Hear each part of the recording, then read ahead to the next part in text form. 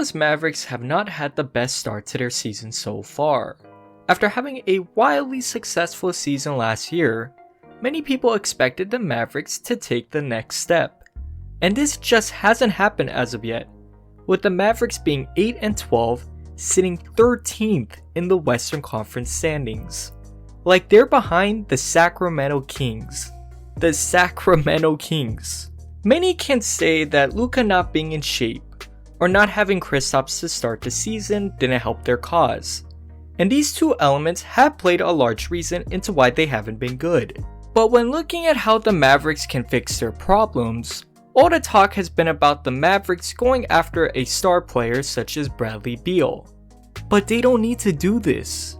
Beal would be a very nice piece for this Dallas team, I can't lie. But it will likely cost them everything besides Luka and KP. And these groups of players is what played a large role into the Mavericks' success last season. As a result, when looking at the market, Ersan Illyasova can be the perfect addition to help solve a lot of the Mavericks' issues. So let's break them down. Currently, one of the biggest issues that this Mavericks team has is that they can't defend anybody. This was their issue last season and largely in the playoffs as well.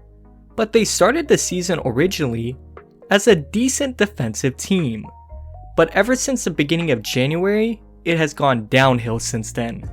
Ever since January 7th, the Mavericks are allowing opponents to score an average of 114 points per game, and their defensive rating is ranked 20th. That points per game statistic would place the Mavericks as the 23rd best team in the league in points allowed, ranked among the ranks of the Oklahoma City Thunder and the Detroit Pistons. For the Mavericks to be this bad on the defensive end, with some quality defenders on this team, such as Dorian Finney-Smith and even Richardson, it's absolutely inexcusable. As a result, when people think of Ersan Illyasova, they don't think of somebody who is able to slide their feet and get defensive stops. So why would Ersan be a good defensive fit for these Mavericks? The answer to this is that Ersan has shown throughout his career that because of the heart and hustle that he plays every game with, he is a good defender at the minimum. Take it from these stats. The second to last season that Ersan played in the NBA was in the 2018-2019 season with the Milwaukee Bucks, where he only received a marginal 18 minutes a night. Despite the low amount of minutes, Ersan had a massive defensive impact. For one, Ersan actually led the NBA that season in total charges taken, with 50. The person who was second on the list only had 31, but had 1,400 more minutes than Ersan in the regular season. What this is telling me is that Ersan, whenever he does get on the court, is willing to give up his body to get the hustle points that are badly needed for the defense such as the Mavericks. Even Luka highlighted this. He recently mentioned to reporters that this team just looks like they don't care, as if they're just running through the motions. If Ersan is brought in, his hustle can only change and motivate this locker room. But with this being said, Ersan's impact has only just begun. As well as giving maximum effort on the defensive end, Milwaukee experienced much better defensive ratings when he was on. In that season when Ersan was playing, the Bucks gave up only 100.4 points per 100 possessions. They were also outscoring opponents by 14.4 points per 100, which by the way was the team best that season. To put this into perspective, the Mavericks are currently giving up 112.5 points per 100. I don't care what anybody may say about his liabilities on the defensive end. 12.5 points is a massive margin when the two numbers are being compared. Ersan would definitely be able to provide a massive punch for the Mavericks defense. But this isn't the only area that the Mavericks would badly need his expertise. Dallas has their issues with their defense, but one of the most surprising areas that Dallas has been struggling in so far has been their 3-point shooting.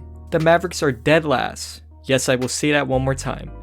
Dead last in the NBA at 3-point shooting percentages, with 32.9%. Last season, the Mavericks were in the top 10. A large part of this, in my opinion, would have to do with the loss of Seth Curry, because after all, this dude is a sniper from the 3-point line.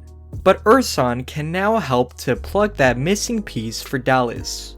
Throughout his career, Ersan has been known to be a shooter, and he's been a consistent one at that.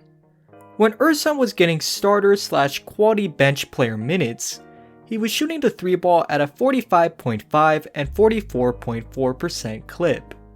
But even as Ersan saw both his minutes and production fall, he was able to spread the floor at a more than respectable clip of 36.3% and 36.5%.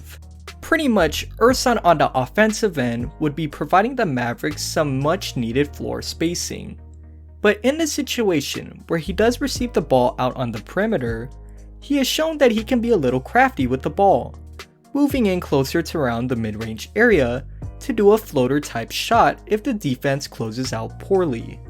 In simplicity, Ersan, despite not getting the attention from the media, has been able to prove to be a more than solid defender while also being a consistent sniper from the 3-point line.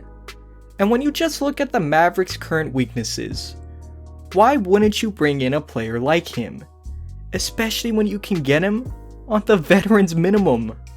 Let me know what you guys think. Until next time, peace.